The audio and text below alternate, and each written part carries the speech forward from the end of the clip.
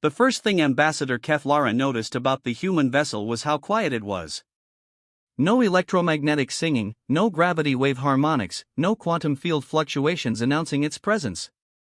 It simply appeared at the edge of the Galactic Council's emergency beacon range like a ghost materializing from the void. Unidentified vessel, Keflara transmitted through the standard diplomatic channels, her forearms trembling slightly as she adjusted the communication array. This is Ambassador Keflara of the Zephyrian Collective. We are broadcasting a general distress signal to all civilized species. Please identify yourself. The response came in perfect galactic standard, though the voice carried an odd quality, rough, almost predatory. This is Captain Sarah Chen of the UES Prometheus. We received your distress beacon.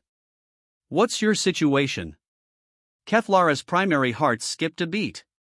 She'd never heard of humans before, but their ship's sensor signature was unlike anything in the galactic database.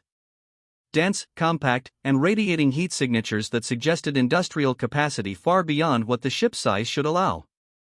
Captain Chen, we are facing an existential crisis. The Vorthak Empire has issued an ultimatum to all member species of the Galactic Council. We have 72 hours to surrender unconditionally or face complete annihilation. Our combined fleets cannot match their military might. A pause. Then, the Vorthak? Never heard of them. What makes them so dangerous? Keflara's translator almost choked on the question. How could any spacefaring species not know of the Vorthak? They were the nightmare that haunted the galactic rim, the reason why so many civilizations had banded together in the first place. Captain, the Vorthak they are apex predators. Their homeworld is a Class 7 death world with gravity 3 times galactic standard. Their military doctrine is based on total warfare. They don't negotiate, they don't take prisoners, and they don't show mercy. They've conquered 47 star systems in the past decade alone. Another pause. When Captain Chen spoke again, there was something different in her voice, something that made Keflara's scales prickle with unease. Class 7 death world? That's cute. What's your current position, Ambassador? We'd like to take a look at this situation ourselves. Captain, with all due respect, unless your species possesses military capabilities beyond anything we've seen, I cannot recommend. Ambassador. The interruption was gentle but firm. Trust me. Send us your coordinates. The Galactic Council's emergency session was in chaos. Representatives from 43 species filled the Great Dome, their various forms of communication creating a cacophony of clicks, whistles, electromagnetic pulses, and telepathic static. At the center of it all, High Counselor Vexthera raised her gravitational field for silence. The situation is clear, she announced, her crystalline form refracting the chamber's lights into rainbow patterns. The Vorthak ultimatum expires in 67 hours. Our combined fleets number 12,000 vessels. Intelligence estimates place the Vorthak invasion force at over 30,000 ships, including their dreadnoughts. A chorus of despair rippled through the assembly. The Methusian's bioluminescent patches flickered in distress patterns. The Kytherian hive mind representatives emitted low-frequency morning harmonics. Even the stoic Andromedans seemed to dim their natural radiance. There is one development, Keflara said, rising from her delegation section. I've made contact with a previously unknown species. Humans. They claim to be investigating our situation. Unknown species? Vexthera's form shifted to a more angular configuration, indicating skepticism. Our xenobiological databases contain every sentient species in the galaxy. There are no unknowns. Nevertheless, they exist. Their vessel appeared at the edge of our sensor range without any of the usual FTL signatures. Their ship designation is UES Prometheus, and they claim to be from something called the United Earth Systems. The Andromedan's representative, a being of pure energy contained within a crystalline matrix, pulsed with interest. Earth? That's not in any stellar cartography database. Did they provide coordinates? No, but they seemed confident about dealing with the Vorthak threat. Almost dismissive. A wave of nervous energy passed through the chamber. The idea that any species could be dismissive of the Vorthak was either incredibly naive or incredibly dangerous. Perhaps, suggested the Kytherian queen voice, we should make contact with these humans. Even if they cannot help militarily, they might serve as neutral observers to our final stand. The vote was unanimous. When facing extinction, even the slimmest hope was worth grasping. The UES Prometheus hung in space like a predator studying its prey. To the assembled council fleet, it was an impossibility, a vessel barely 800 meters long, bristling with weapons that didn't conform to any known technology. Where council ships were graceful curves and energy fields, the human vessel was all angles and armor, like a chunk of weaponized metal given life. Captain Sarah Chen stood on the bridge, her dark eyes scanning the tactical displays with the intensity of a hawk watching mice. Around her, the crew moved with practiced efficiency, their movements economic and precise. No wasted motion, no unnecessary chatter. They were professionals in the business of violence. Tactical analysis, Commander Rodriguez, she asked. Interesting, Captain. Their ships are beautiful, I'll give them that. Energy shielding, plasma-based weapons, some kind of gravity manipulation for propulsion. Very elegant. Very clean. Rodriguez paused, his withered face creasing into what might have been a smile. Also completely useless for actual combat. Explain. Look at their formation. They're arranged for maximum aesthetic impact, not tactical advantage. Their weapons are designed to disable rather than destroy. Their ships are built for exploration and peaceful contact, not warfare. These people have been playing civilization for so long they've forgotten what war actually looks like.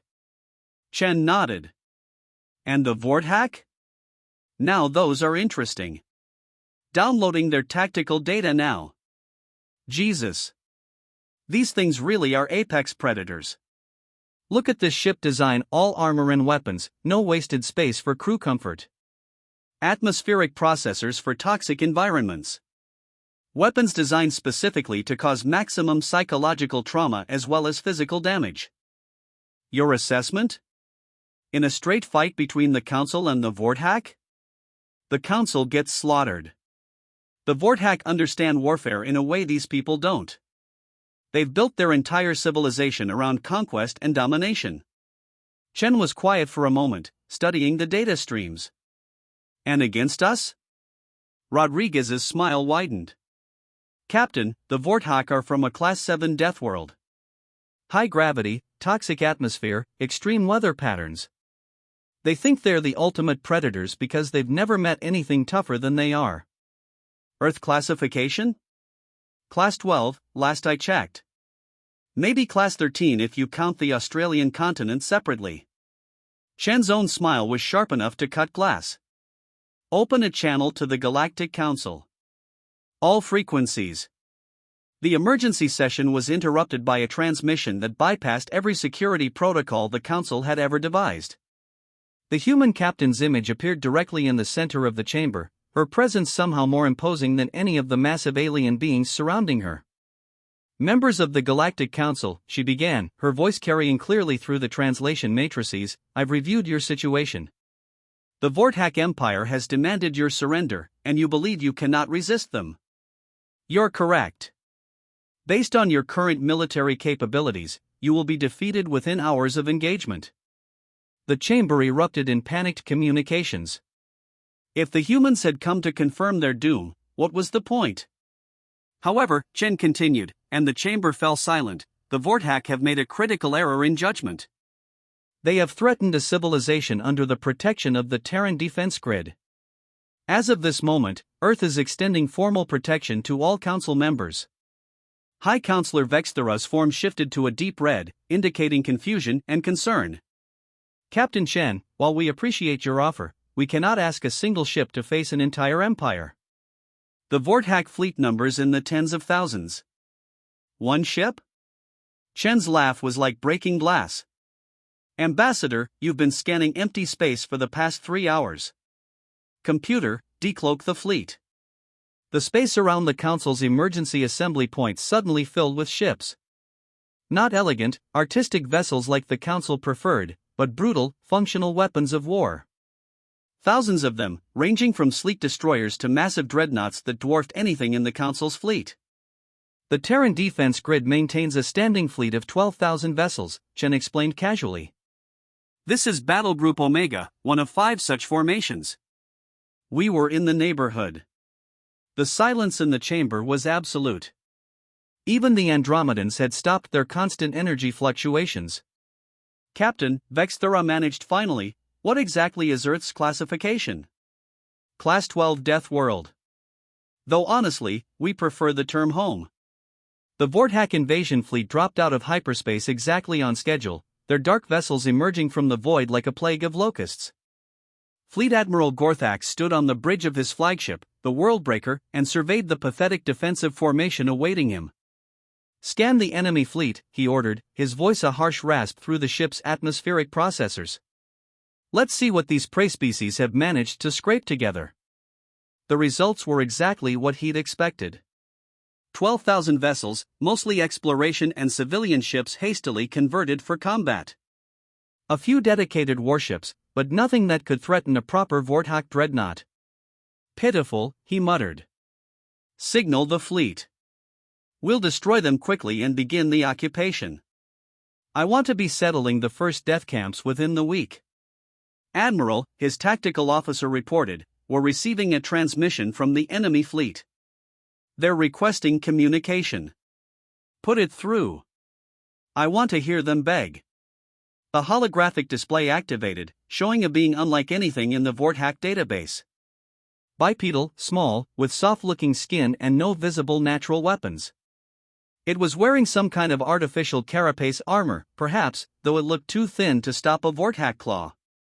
Vorthak fleet, the being said in perfect Vorthak, I am Admiral Marcus Webb of the Terran Defense Grid. You have threatened member species of the Galactic Council. You have 2 minutes to reverse course and return to your territory. This is your only warning. Gorthax's laughter was like grinding stone. Terran? We have no record of this species. Are you some new pet the Council has acquired? We're from Earth. And we're here to inform you that your expansion ends today. Earth? Gorthax accessed his fleet's databases. No such world exists. You're lying. Check your sensors, Admiral. We're right here.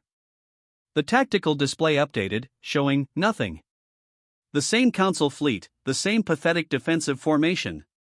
No additional vessels, no hidden weapons platforms. I see 12,000 obsolete vessels and a species of prey animals playing at war, Gorthax snarled. Surrender now, and we'll make your deaths quick. I don't think you understand the situation, Webb replied calmly. You're facing the Terran defense grid. We're from a Class 12 death world. Our entire civilization is built around surviving things that want to kill us. Class 12? Gorthax's scales rippled with amusement. Impossible. The Vorthak homeworld is Class 7. Nothing higher has ever evolved sentient life. Computer, show them home. The transmission shifted to show a blue-green world spinning in the void. It looked peaceful. Calm. The kind of world that might evolve gentle, artistic species like the Council members. Your world looks soft, Gorthax observed. Suitable for prey species. Oh, that's just the view from orbit. Computer, surface view. The image changed, and Gorthax's confident demeanor faltered. The surface showed landscapes that belonged in nightmares. Vast predators stalking through jungles where every plant seemed designed to kill. Oceans filled with creatures that could swallow a Vorthak dreadnought. Weather systems that could level cities. That's Australia, Webb explained conversationally. We consider it a nice vacation spot.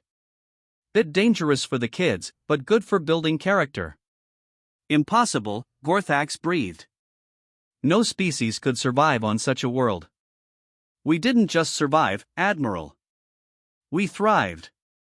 We built cities, created art, developed technology. And eventually, we reached for the stars. Webb's voice hardened. And we discovered that the universe is full of bullies who think they can threaten peaceful species just because they're strong. You're bluffing, Gorthax said, but his voice lacked conviction. I see no additional ships. That's because you're looking for ships. Computer, activate the grid. Space around the Vorthak fleet suddenly came alive with energy patterns unlike anything they'd ever seen. Not ships, but structures. Massive geometric forms that had been invisible until now, hidden by technology that made Vorthak stealth systems look like children's toys. Fortress stations, Webb explained. Each one capable of manufacturing a full fleet in under 6 hours. There are 3,000 of them in this system alone. Gorthax stared at the displays, his mind struggling to process what he was seeing. The energy signatures were off the charts. Each station was outputting more power than his entire fleet combined. This is impossible. No species builds fortifications like this. We do. Because we learned a long time ago that the universe is a dangerous place. And we decided to become the most dangerous thing in it. Your ultimatum expires in 30 seconds, Webb continued. I suggest you use that time to begin your retreat. We are Vorthak. Gorthax roared. We do not retreat. We do not surrender. We are the apex predators of the galaxy. No, Webb replied quietly. You're not. You're just another bully who's never met anyone tougher than you. Time's up.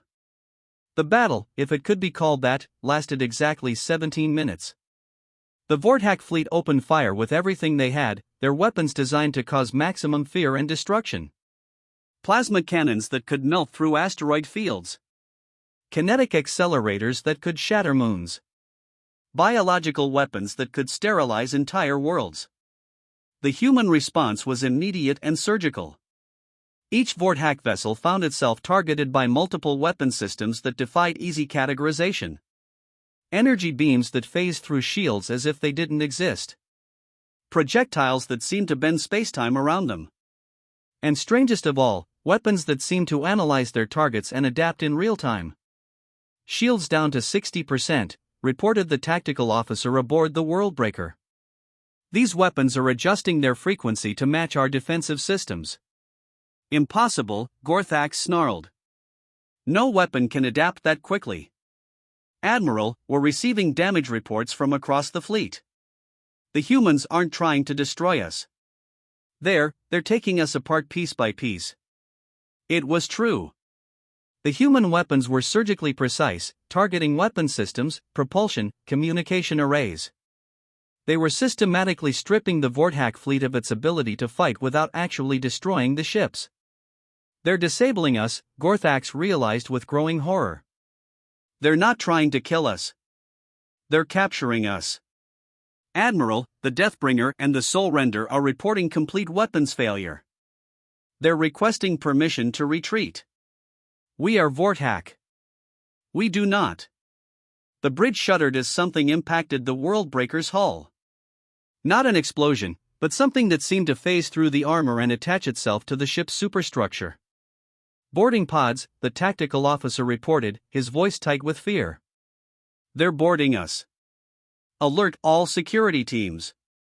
Prepare for. The bridge doors didn't open.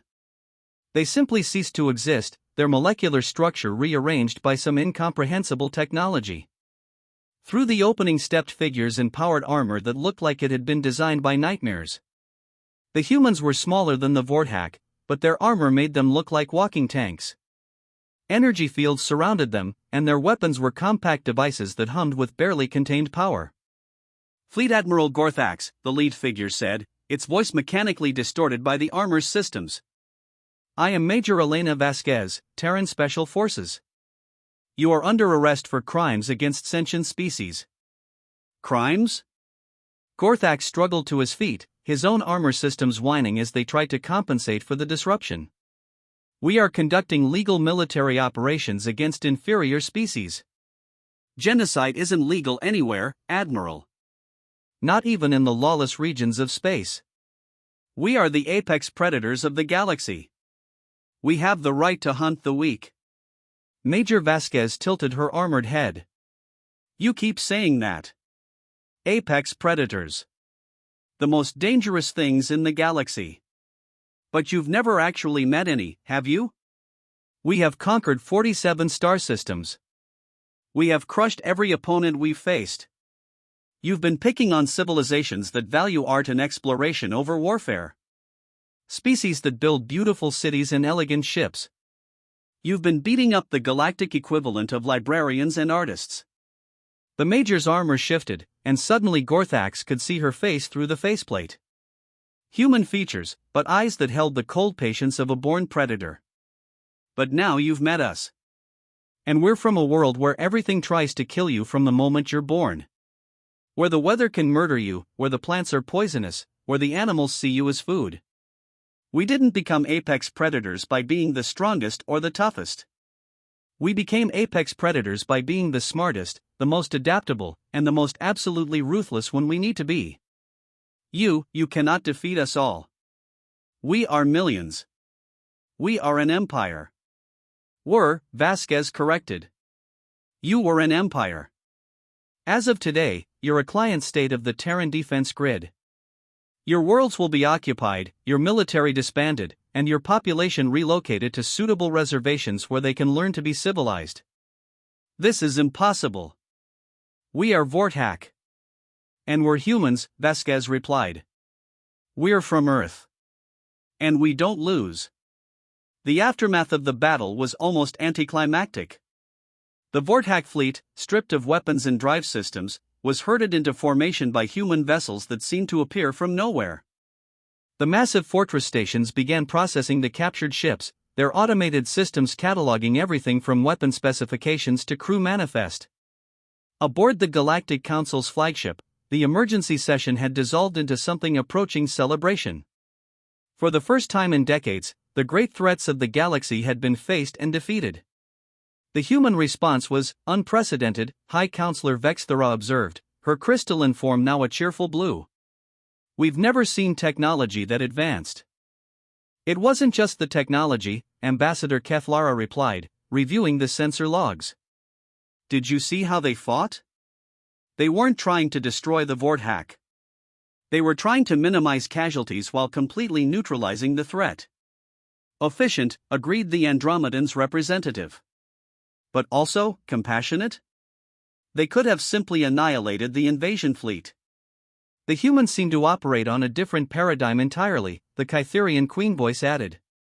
They appear to distinguish between eliminating threats and eliminating threats permanently. Captain Shen's image appeared in the chamber, her expression more relaxed than it had been during the battle. Council members, the immediate threat has been neutralized. The Vorthak fleet is secured, and we're beginning the process of repatriating prisoners of war. Captain, Vexthera said, we cannot begin to express our gratitude. Your intervention has saved countless lives. Just doing our job, Chen replied. The Terran defense grid was established to deal with exactly this kind of situation. Aggressive species that threaten peaceful civilizations. What will happen to the Vorthak Empire? Asked the Methusian's representative, her bioluminescent patches flickering with concern. They'll be occupied until they can demonstrate that they're ready to join the galactic community as productive members rather than predators. We estimate it'll take about 50 years, maybe less if they're quick learners. 50 years? The concept seemed to stagger the assembled aliens. You're going to occupy an entire empire for 50 years? We've done it before, Chen said matter-of-factly. Some species take longer to adjust than others. The Corvanians took almost a century, but they're model citizens now. Run excellent agricultural collectives. How many species have you pacified? Keflara asked. 17, last count. Though pacified isn't really the right term. We prefer civilized. It's not about conquest, it's about teaching aggressive species how to coexist peacefully with their neighbors. The implications were staggering. The humans weren't just another military power. They were apparently the galaxy's self-appointed peacekeepers, operating on a scale that dwarfed anything the Council had imagined. Captain, Vexthera said carefully, we were unaware that Earth was involved in galactic affairs. We prefer to work quietly, Chen replied. The Terran defense grid operates on the principle that the best piece is the one that nobody has to think about. We handle the problems so peaceful species like yourselves can focus on exploration, art, and scientific advancement. But surely you must have some kind of governing authority? Some organization we can communicate with?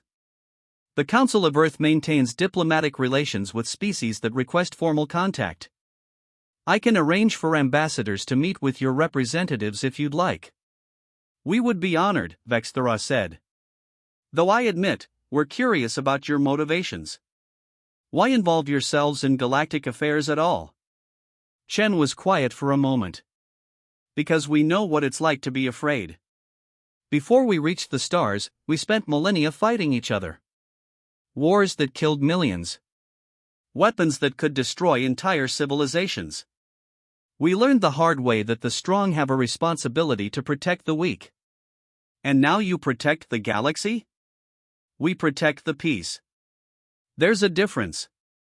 3 months later, the Vortak occupation was proceeding smoothly. The Empire's military had been disbanded, its weapons destroyed, and its population relocated to worlds that were better suited for learning cooperative behavior. The humans had been surprisingly gentle about the whole process, treating the Vortak more like wayward children than defeated enemies. Fleet Admiral Gorthax, now simply Gorthax, stood in the observation deck of the Human Rehabilitation Facility on Kepler 442b. The world was beautiful in a way that Vortak had never learned to appreciate: rolling hills covered in soft grass, gentle streams, and a climate that was warm but not oppressive. You seem troubled, observed Dr. Sarah Kim, his assigned cultural integration specialist. The human female was smaller than most Vortak children, but Gorthax had learned not to underestimate humans based on their size. I do not understand your species, he admitted. You defeated us completely. You could have enslaved us, eaten us, used us as breeding stock. Instead, you teach us to garden. Dr. Kim smiled. Is that what you would have done? If you'd won? Yes. The strong dominate the weak. That is the way of the universe. On your world, maybe. But you've never actually seen the universe, have you? You've only seen the small part of it that you could conquer. Gorthax's scales rippled with confusion. I do not understand the distinction. Your species evolved on a world where everything was trying to kill you. So you learned to kill better than anything else. You became the apex predator of your world, and you assumed that made you the apex predator of the universe. Are we not? No. You're just another species that learned to survive on a difficult world. There are thousands of species like the Vortak scattered across the galaxy. Most of them learn to be civilized before they encounter their neighbors. And those that do not? We teach them. Just like we're teaching you. Gorthax considered this. Your species is stranger than ours. You have the power to dominate the galaxy, but you choose not to. Why? Because domination isn't the point.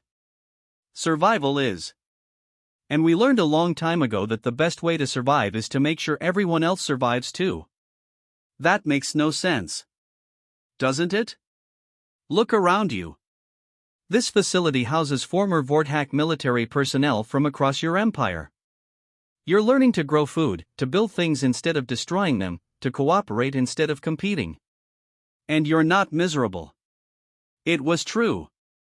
Gorthax had expected captivity to be torture, but the humans had made it pleasant. The work was meaningful, the food was better than military rations, and for the first time in his life, he wasn't constantly looking over his shoulder for threats. When your species is ready, Dr. Kim continued, you'll be released back into the galaxy. But you'll be different. You'll be builders instead of destroyers. Contributors instead of parasites. And if we refuse? If we choose to return to our old ways? Dr. Kim's expression didn't change, but something in her eyes reminded Gorthax that humans were still the species that had effortlessly defeated the Vortak Empire. Then we'll have this conversation again, she said quietly. As many times as it takes. The Galactic Council's new headquarters was a marvel of cooperative engineering. Built with human technology but designed by council architects, it represented the best of both civilizations. Elegant flowing lines that pleased the eye, but also defensive systems that could hold off a fleet. Ambassador Keflara walked through the diplomatic quarters, marveling at how much had changed in just 6 months. The constant fear that had plagued the galaxy for decades was gone, replaced by a sense of security that allowed civilizations to flourish. The cultural exchange programs are exceeding all expectations, she reported to the assembled council. The Andromedans have shared their energy manipulation techniques with human scientists. The Kytherians are helping design new communication protocols. Even the Methusians are contributing their biological expertise to terraforming projects. And the humans, asked High Counselor Vexthera, are teaching us about defensive technologies, advanced manufacturing, and... Keflara paused, consulting her notes. Something they call conflict resolution. Conflict resolution? The art of solving problems without violence. It's apparently a highly developed field among their species. The irony wasn't lost on anyone. The most militarily powerful species in the galaxy was also the most committed to peaceful solutions. The Vorthak rehabilitation is proceeding faster than expected, continued the Kytherian queen voice. Human psychologists report that the average Vorthak individual requires only 18 months to adapt to cooperative behavior patterns. Remarkable, observed the Andromedan's representative. We estimated it would take decades to civilize such an aggressive species. The humans have experience with this, Keflara noted. They've apparently been rehabilitating aggressive species for over 2 centuries. 2 centuries? Vexthera's form shifted to indicate surprise. How long have they been active in the galaxy? According to their historical records, they've been monitoring galactic civilization for approximately 400 years. They only intervene when peaceful species are threatened by aggressive ones. The implications were staggering. The humans had been watching over the galaxy for longer than most civilizations had been spacefaring. They'd been the invisible guardians, the silent protectors that nobody knew existed. Why reveal themselves now? Asked the Methusian's representative. Because the Vorthak represented a threat level that required open intervention. Previous conflicts could be resolved quietly, but the Vorthak were planning to conquer the entire galactic core. The entire galactic core, Vexthera repeated. We knew they were aggressive, but we didn't realize the scope of their ambitions. The humans did. They'd been tracking Vorthak expansion for decades, waiting to see if they would learn to be civilized on their own. When it became clear they wouldn't, intervention became necessary. And now the galaxy is safer than it's been in recorded history. The humans have promised to maintain their protective oversight while allowing member species to develop naturally. A golden age, the Andromedans observed. Peace enforced by the most powerful military in the galaxy, but administered by beings who prefer diplomacy to warfare. Indeed. Though I suspect the humans would prefer we learn to defend ourselves. They've been sharing defensive technologies and training programs. They're teaching us to be more like them, Vexthera realized. Not aggressive, but capable of defending our peaceful way of life. Exactly. As one of their advisors told me, peace isn't the absence of conflict. It's the presence of justice. The first anniversary of the Vorthak incident, as historians were calling it, was marked by a ceremony that would have been impossible just a year earlier. Representatives from every species in the galaxy, including reformed Vorthak, gathered to celebrate the new era of galactic peace. Captain Chen, now promoted to admiral and serving as the human liaison to the Galactic Council, stood at the podium in the Great Assembly Hall. Around her, thousands of beings from hundreds of worlds listened in dozens of languages and communication methods. A year ago, she began, the galaxy faced a crisis that threatened to destroy everything our civilizations had built. The Vorthak Empire planned to conquer the galactic core, enslaving or destroying every peaceful species they encountered. The assembly was quiet, remembering the fear that had gripped the galaxy. Today, former Vorthak citizens are contributing to galactic civilization. They're building schools, growing food, and learning to solve problems through cooperation rather than violence. They've become productive members of the galactic community. A section of the assembly erupted in applause. The former Vorthak citizens, recognizable by their distinctive scales and imposing size, looked uncomfortable with the attention but pleased by the acceptance. This transformation didn't happen because we forced it, Chen continued. It happened because we offered an alternative. We showed them that strength doesn't have to mean domination. That power can be used to protect rather than destroy. But the real lesson of the past year isn't about the Vorthak. It's about all of us. Every species in this assembly has learned something new about cooperation, about peace, about the possibility of a galaxy where conflict is resolved through discussion rather than warfare. The Andromedan's representative pulsed with agreement. The humans have taught us that peace is not weakness. It is strength controlled and directed toward positive ends. The humans have also taught us that we are not alone, added the Kytherian queen voice. For centuries, we believed that the galaxy was a dangerous place where only the strong survived. Now we know that the strong have a responsibility to protect the weak. And we've learned that being strong doesn't mean being aggressive, contributed the Methusian's representative. True strength lies in the ability to choose peace when you have the power to choose war. Chen nodded. The Terran defense grid will continue to monitor the galaxy and intervene when necessary. But our goal isn't to rule or control. It's to ensure that every species has the opportunity to develop according to their own nature, free from the fear of conquest or destruction. What about exploration? Asked a representative from the Zephyrian Collective. Will humans join us in exploring the unknown regions of the galaxy? We've been exploring for centuries, Chen replied with a smile. But we'd be happy to share our discoveries and learn from yours. The galaxy is a big place, and there's room for everyone. And if we encounter other aggressive species, asked the High Counselor, then we'll deal with them the same way we dealt with the Vorthak. We'll offer them a choice: join the galactic community as peaceful members, or face the consequences of their aggression. And if they choose aggression? Chen's expression hardened slightly. Then they'll learn what every other aggressive species has learned. That the universe is a dangerous place, and the most dangerous thing in it is a human who's decided you're a threat to innocent people. The assembly erupted in applause, but it was different from the usual diplomatic politeness. This was genuine appreciation, the gratitude of beings who had been saved from extinction and shown a better way to live. 5 years later, the galaxy had transformed beyond recognition. The Terran defense grid had revealed itself fully, establishing diplomatic relations with every major civilization and setting up protective stations throughout the galactic core. The humans had also introduced new technologies that revolutionized everything from agriculture to interstellar travel. The Vorthak rehabilitation centers had become models for conflict resolution throughout the galaxy. Species that had been enemies for millennia were learning to work together, guided by human mediators who seemed to have an intuitive understanding of how to turn conflict into cooperation.